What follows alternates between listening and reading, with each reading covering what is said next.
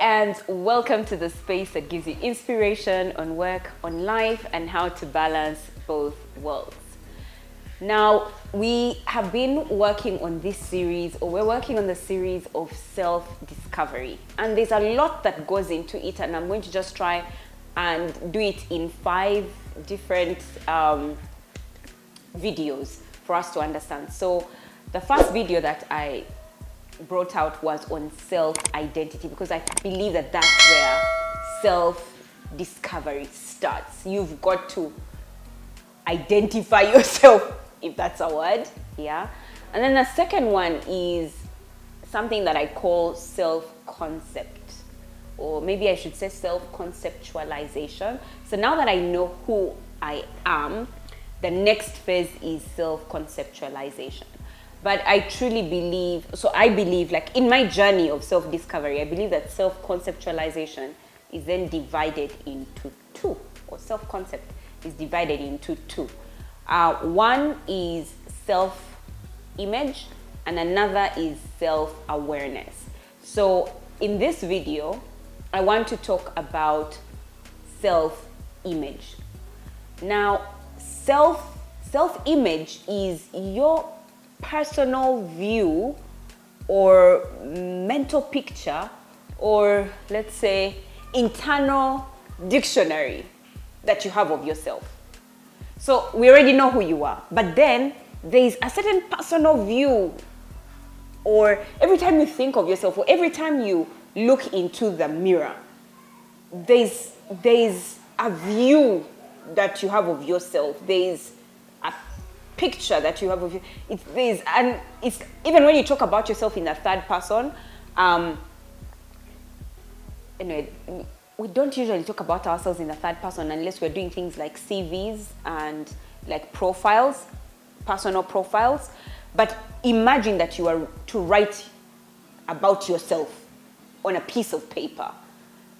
What you write in true essence, not these nice things that people write, but the true essence of who you view yourself as, that's what we call your self-image.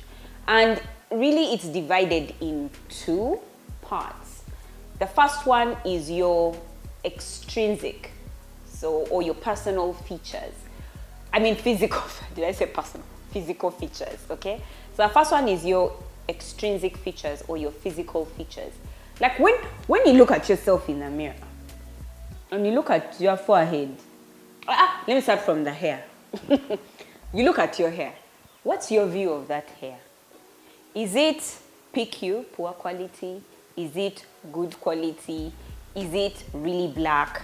Is it really brown? Is it too soft? Is it too hard? Is it too coily? Is it too straight? What's your view of your hair? What is it? Yeah, because there's certain people who we can both have the same type of hair, like the exact same type of hair, but we both have a different view of it, right? So one of us, we both have coily, fussy hair, right? But one of us thinks it's beautiful and African. Somebody else feels or views it as difficult to manage. So what's your view of your hair? Do you think it's good or do you think it's bad? When you think of your forehead, like your thoughts on what your forehead is your self-image. Like I haven't told you it's big, I haven't told you it's small, but you when you see it, you see that this forehead is big, right? I'll give you an example. My husband thinks I have a big forehead. I don't think I have a big. You might even think that I have a big, but me, I don't. Actually, when I see my forehead, I'm like, it's so proportionate to my whole face. And then to my face, and then somebody else will think it's quite a smaller proportion. So, but what's my view of my extrinsic feature of my forehead? Is that it's normal and it's okay. I'll give you another really good one. Ooh, this one. I don't know how many people will come and meet me and be like, oh my gosh, you have such a beautiful body. But that's not my view of it. Do you understand what I mean? Like me, when I remove my clothes, put the mirror and look at myself, I'm just like, you. Well, What's that? You understand what I mean? Because I live in my body. You get? No one can live in my body, so they can't feel what I feel about me. You know what I mean? So those are the extrinsic physical features. What is your mental picture? Like when I think of myself naked, what do I see? Do I see a beautiful African voluptuous body, or do I see a body of somebody who has let themselves go? So at that point, like doesn't matter what the world thinks about it. It's about what I think. So what's my self-image, my personal view, my mental picture, my internal dictionary of myself, right? I mean, there's so many things. People will tell you, you see your thing, it's not okay, but people will tell you it's okay. Or you see something about you looks really good, and somebody else will tell you it's not.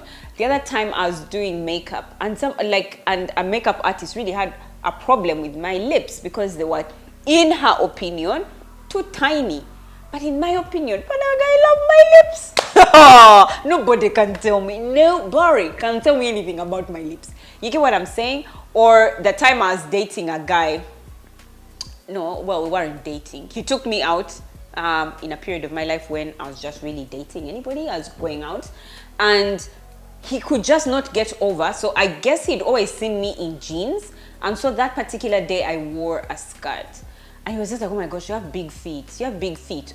Okay, so I know that he meant I have big legs because my legs are not small, but he kept saying feet. So those are one of the first reasons I disqualified him. But I digress. I digress. That's not what we came to talk about. We came to talk about physical, extrinsic features. That's what we're talking about. So he could not get over it. He was just like, oh my gosh, you have big legs. You have big legs. And I love my legs big. My view of my legs is that they are good legs. They are nice legs. Apart from the fact that they carry me around, they look nice. Like, that's what you get what I mean? But you ask me about my fingers, I'm just like, oh, really? Yeah. Did they have to look like one old woman like this? Why? You get what I mean? That's my view. And then somebody else will look at them and they're like, hey, your fingers are kawa. Although no one has ever told me. Most times they are really quite shocked. They're like, oh, okay. All of this, got those fingers. Anyway, that's not the point. The point is, what is your personal view of your external physical features? And then, what's your view of your intrinsic features? Unfortunately, this one is really many times affected by what the world thinks. And so this one's a bit difficult. It's possibly the most difficult to think through, but I'll give you an example. Have you ever entered a room and you feel like everybody is intelligent and therefore you start to ask yourself, am I intelligent or not? So these are the more intrinsic features of yourself. What's your personal view of it? What's your personal view of your intellectual abilities?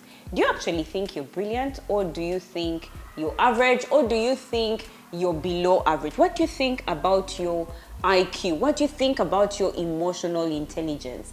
What do you think about your talents? What do you think about your personality? Like, what do you think about what is your thoughts towards it? So let me give you an example. I'm very vocal, right? No surprises for guessing. I'm very vocal. Now, to some people, that means I'm strong. To some people, that means I'm forceful. Self-image is, what does it mean to me? That's what self-image now is. That what is my perception of myself being vocal? Like, what do I think that means? So right now, for me, it means that I am strong. I'm a strong character. But to somebody else, I'm a pushover. And I get where they are coming from. But what's my opinion? So if I start to think of myself, because I have the option of either thinking of myself as a strong character or as a pushover. So if I start to think of myself as a pushover, that now becomes my self-image of the fact that I'm of an intrinsic feature of being vocal. What do I think about, you know, so those internal things about ourselves can be either one of two things, okay, to the outside world. But self-image asks the question, what does it mean to you? What is your view of it? Now, there's two elements of self-image. There's the way you perceive yourself, and then there's the way, I need to get this. This one's a difficult one, but let me try. There's the way you think of yourself, and then there's the way that you are.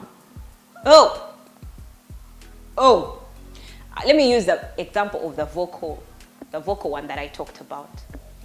Have you met people who are vocal and are actually pushovers, but they think that they are strong? Let me say that again.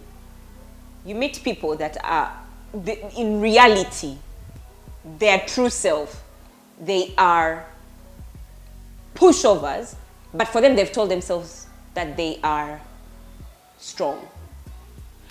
Let me look for another one. Have you seen people that maybe they're introverted and, you know, and in the truth sense of things, they are people pleasers, but their self-image of themselves is that they are humble.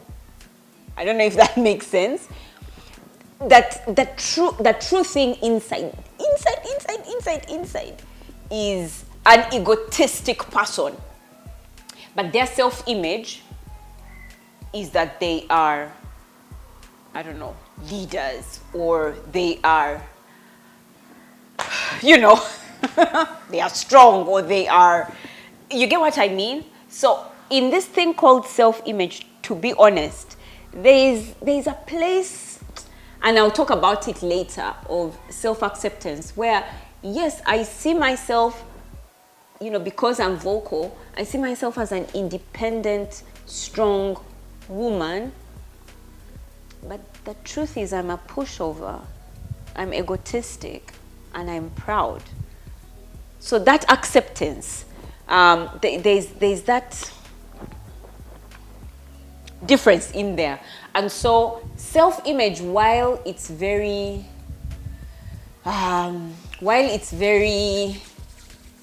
important, there's a quote I found once that said, "Do not believe everything you think." So self-image sometimes, many times, is actually quite deceptive. And so I take self-image with a pinch of salt. And that's why when it comes to self-image, I like to bring the spiritual thing into it and ask God for his opinion of me. I can't ask man, because they're not honest and true. But the person who's really true, the person who can tell me that I am proud, even if my self-image tells me that I am strong and independent, it's only God who can tell me that I am proud. You know what I mean? So for me, when it comes to self-image, I really do go back to the throne room and say, but okay, so Lord, this thing, am I strong or am I proud? Am I humble or am I a people pleaser?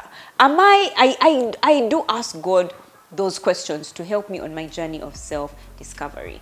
So if you're thinking that this sounds really interesting, I'd like to invite you to our inner circle of people who are on a journey of self-discovery in something that we call the Purpose Circuit. In this circuit, it's an annual membership of people that are walking this journey of knowing themselves, knowing why they are here, knowing what they need to do now that they know why they are here and who they are. And I'd like to invite you into this space. Come on in and let us discover, let's be a group of people that are walking this journey together on discovering who we are. I would like to invite you for the annual personal planning getaway. It's happening starting on Friday. This Friday.